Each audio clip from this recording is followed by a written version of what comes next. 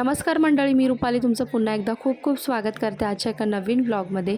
I hope तुम्ही कालचा जो व्लॉग आहे तो पाहिला असेल पालखी आगमन सोहळ्याचा।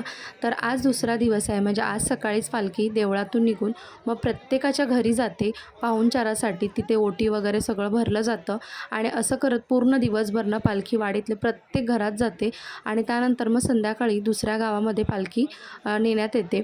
तर इथे सकाळी पालखीसोबत आम्ही थोडंसं 2-4 घरं फिरलो, त्यानंतर मग पालखी रेस्टसाठी थांबली।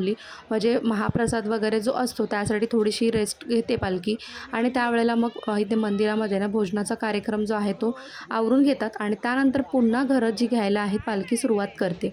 तर आमचं इकडे भोजन वगैरे झालं, त्यानंतर मग आम्ही घरी आलो, कारण सेकंड हाफमध्ये ना पालखी आमच्या घरी येणार होती आणि कोणत्याही टाईमला येऊ शकते।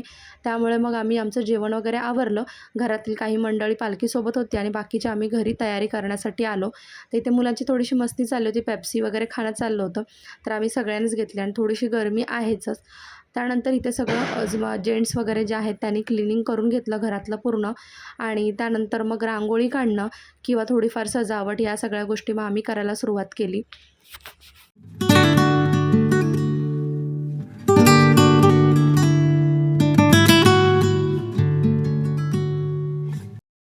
त्यानंतर मग इथे आम्ही घेतल्या रांगोळ्या काढायला, कारण आता पालखी जी आहे ती जवळजवळ येत होती आणि इथे प्रज्ञा जो आहे तो शूट करत होता सगळ्यांना, कारण आम्ही रांगोळ्या काढण्यामध्ये बिझी होतो आणि प्रत्येकाला जसं सुचत होतं ना तसं रांगोळ्यामध्ये बदल करत होतो आम्ही।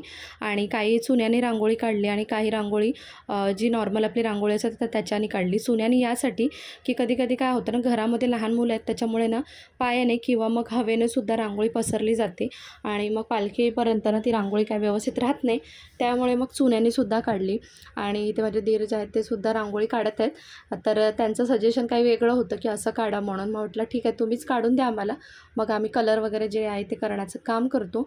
आणि बाकीची तयारीसुद्धा इथे साईड बाय साईड चालली होती आणि सुंदर रांगोळी काढली होती माझ्या भाचीने, खूपच अशी सुंदर रांगोळी तुम्ही बघू शकता। तर त्यात फक्त मी कलर भरत होती आणि बाकी रांगोळी वगैरे तिनेच काढली होती चुन्याने। आणि पुढे उंबरठ्यामध्ये सुद्धा रांगोळी काढायची होती, ती सुद्धा काढून घेतली। आणि आता मला तयारीसुद्धा करायची होती, साड्या वगैरे नेसायच्या होत्या, कारण पालखी कधीही आली तरीसुद्धा आम्हाला पालखीसोबत थोडं फिरायचं होतं। म्हणजे आधीची जी घरं आहेत तर त्या घरांमध्ये सुद्धा पालखीसाठी आम्हाला जायचं असतं। गावामध्ये अशी पद्धत असते की फक्त आपल्या घरी आली पालखी म्हणजे आपण तिथेच नाही तर सगळ्यांच्या घरीसुद्धा जायचं असतं। तर जसं शक्य होतं ना तसं आम्ही जातो। पिंकच चांगलं वाटेल, वेगवेगळं नाही चांगलं वाटलं। खला सेम कलर आणि हा इथे पिंक कलर, मग सेम पिंक हे पप्पा आणि खला ग्रीन कलर मारला। बोलो बोलो त्याला आदूला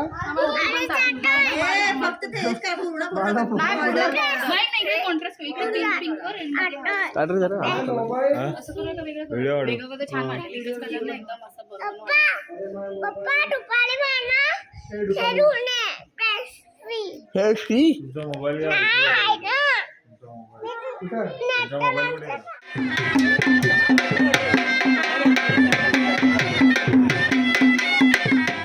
इथे पालखीसोबत आम्ही 2-3 घरं फिरलो, त्यानंतर मग आम्ही पुन्हा घरी आलो, कारण पाकळ्या वगैरे ज्या होत्या स्वागतासाठी पालखीच्या टाकायच्या होत्या आणि हेच जी कामं आहेत ती ही लास्टला केली जातात, नाहीतर काय होतं पाकळ्या सुकूनही जातात आणि खराबही होतात।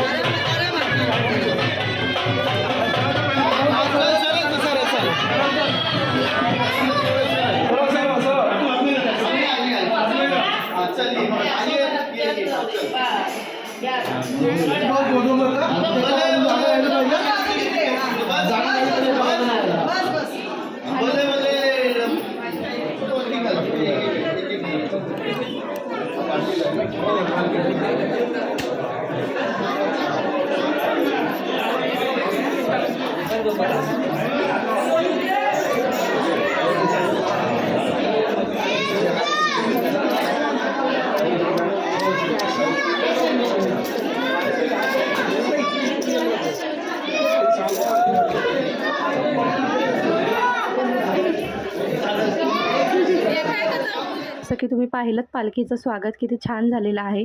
तर खूप आनंद उत्सवाने ना ग्रामदेवाची पालखी जेव्हा येते तेव्हा खूप मस्त असं त्याचं स्वागत केलं जातं आणि स्वागत झाल्यानंतर मग ना ओटी भरण्याचा कार्यक्रम जो असतो तो सुरू होतो आणि आमचं कुटुंब खूप मोठं आहे त्यामुळे इथे आम्हाला बराचसा वेळसुद्धा लागतो. तर यावर्षी पहिला नंबर आमचा लागला होता म्हणजे माझा आणि मिस्टरांचा ओटी भरण्यासाठी. तर आम्ही इथे बसलो होतो ओटी भरण्यासाठी आणि जेव्हा आपण ओटी भरत असतो ना पालखीची म्हणजे देवाची तर तोपर्यंत ना बाहेर लोकनृत्य सादर केलं जातं म्हणजे कोकणातलं जे फेमस नृत्य आहे तर ते सादर केलं जातं. तर आमच्याकडे चवळी नृत्य वगैरे असे प्रकार आहेत आणि त्याचबरोबर ना काही ठिकाणी नकटा शंकासूर वगैरे सुद्धा येतो. तर गेले 3 वर्ष आमच्याकडे नकटा आम्ही नकटाच बोलतो, काही ठिकाणी शंकासूरसुद्धा बोलतात. तर गेले 3 वर्ष नकटा आमच्या घरी म्हणजे गावी येत नाही आहे. पुढच्या वर्षी कदाचित असेल असं म्हणतात गावातली लोकं. तर तो सुद्धा असतो आणि वेगवेगळ्या लोकगीतांवरती नृत्य केलं जातं आणि छान असं ना तुम्ही बघू शकता कार्यक्रम खूप सुंदर असे कार्यक्रम सादर केले जातात आणि पारंपरिक आहेत त्यामुळे मज्जा येतेच.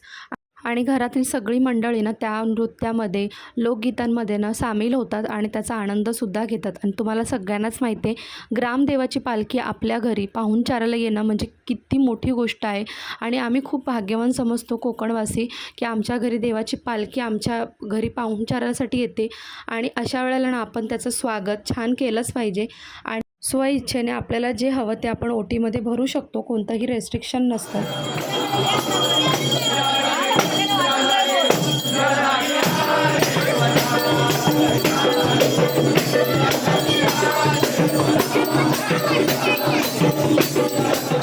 तर आम्ही सगळ्यांनीच ना गीत बोलण्यामध्ये ना सहभाग घेतला होता आणि छान आम्ही त्यांनासुद्धा प्रोत्साहन देत होतो आणि त्याच्यामुळे ना अजून मजा येते जेव्हा समोरची व्यक्ती लोकनृत्य किंवा मग लोकगीत सादर करत असतात आणि आपण त्यांच्यामध्ये सहभागी होऊन अजून छान प्रोत्साहन देतो ना तेव्हा त्यांनासुद्धा करायला आणि बोलायला खूप जास्त मजा येते.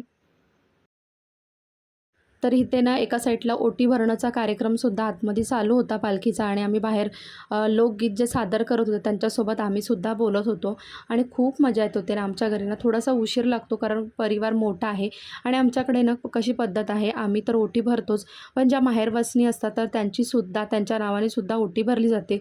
त्या येऊ किंवा नाही येऊ तरी त्यांच्या नावानेसुद्धा ओटी भरली जाते त्यामुळे ना खूप वेळ लागतो. तुम्हाला तर माहिती आहे आमचं कुटुंब जे आहे ते एकत्रित कुटुंब आहे त्यामुळे थोडासा वेळ जो आहे तो जास्त लागत असतो.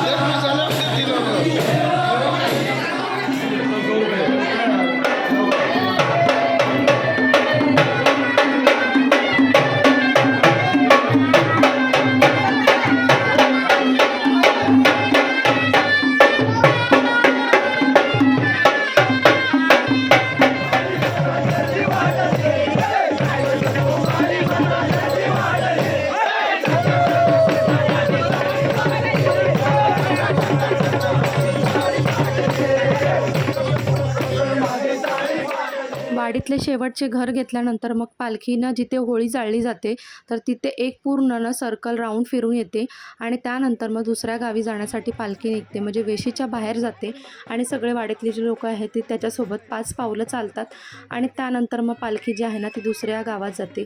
तर अशा प्रकारे आमच्याकडे ना कोकणामध्ये शिमगोत्सव साजरा केला जातो. आय होप तुम्हाला आजचा व्लॉग आवडला असेल.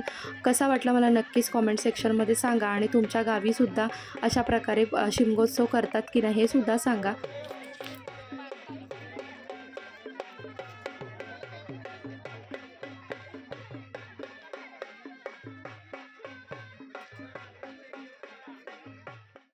थांब थांब थांब थांब थांब थांब 1 मिनिट थांब.